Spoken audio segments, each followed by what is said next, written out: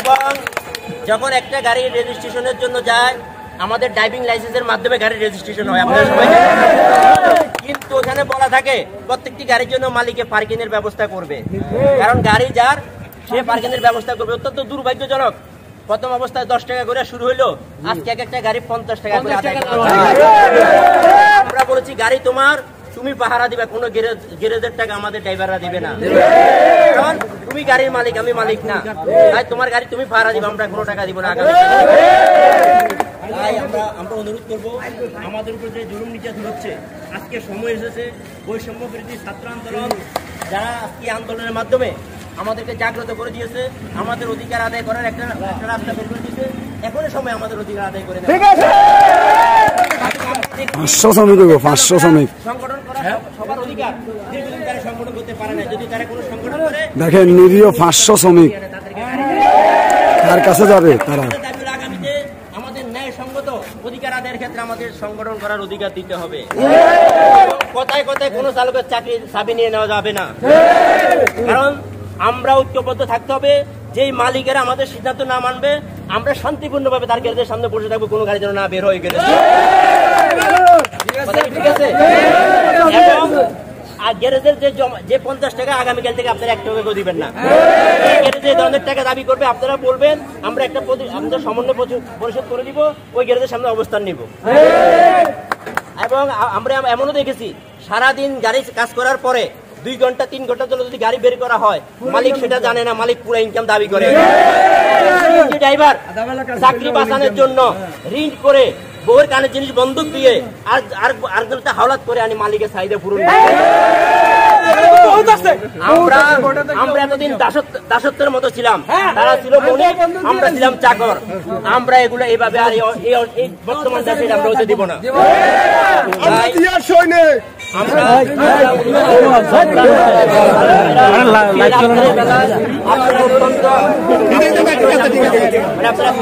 বর্তমানে ভাড়া নাই,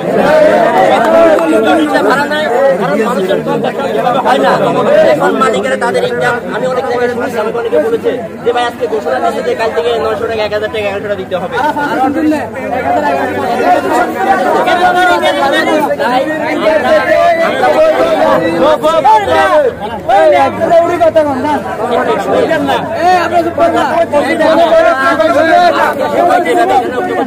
এখন রাত বাজে বেশি, যদি 8টা বাজে সবাই একত্রিত দেন, আমরা যাই যে গ্যারেজগুলো আমাদের উপর জুলুম নির্যাতন করতেছে ওই গ্যারেজের সামনে আমরা অবস্থান নিতাম। এখন রাত্রে বেশি, এখন এটা করা সম্ভব না। তাই আপনারা সবাই যদি ঐক্যবদ্ধ থাকেন, আগামীকালকে বৃহত্তর আকারে আমরা একটা সমাবেশ ডাকবো। এবং আমরা এই রাত্রে অবশ্যই এখানে মালিক প্রতিনিধি আছে এবং খবরটা এখনো চলে যাবে। যারা যারা অতিরিক্ত জমা নিচ্ছেন তারা এখন থেকে সতর্ক হয়ে যান। যারা দীর্ঘদিন চালকদের উপর জুলুম নির্যাতন করছেন তারা সতর্ক হয়ে যান।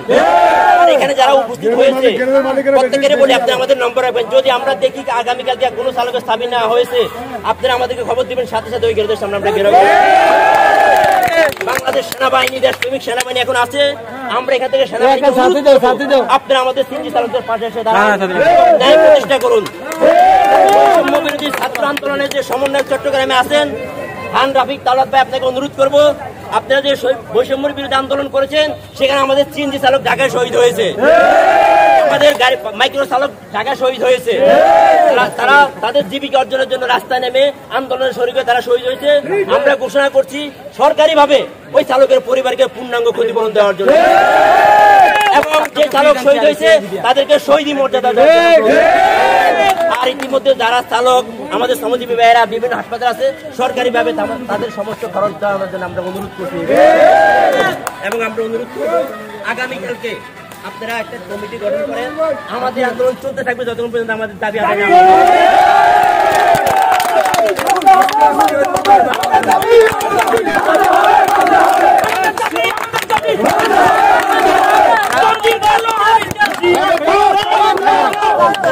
আমরা আপনারা কালে কটা বাজে একসাথে ভালো আপনারা বলেন।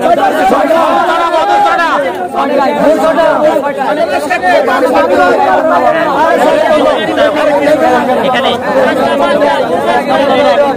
করবেন।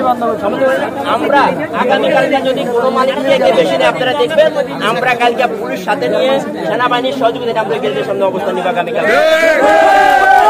চলো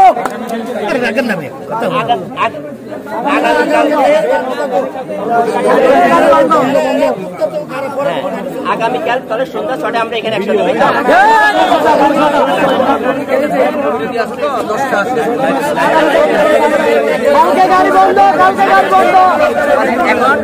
এখন আমরা রাত্রে অনেক হয়েছে, এখন তো আমরা কোনো মালিক পক্ষকে পাবো না, কাউকে পাবো না, নাকি বর্তমানে এখন নাই।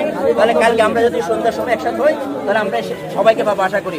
এর মধ্যে আমরা একটা দাবি নামা রেডি করে কালকে আমরা সেনাবাহিনী এবং আমরা দাবিগুলো দিয়ে দেবো আপনাদেরকে সাথে নিয়ে।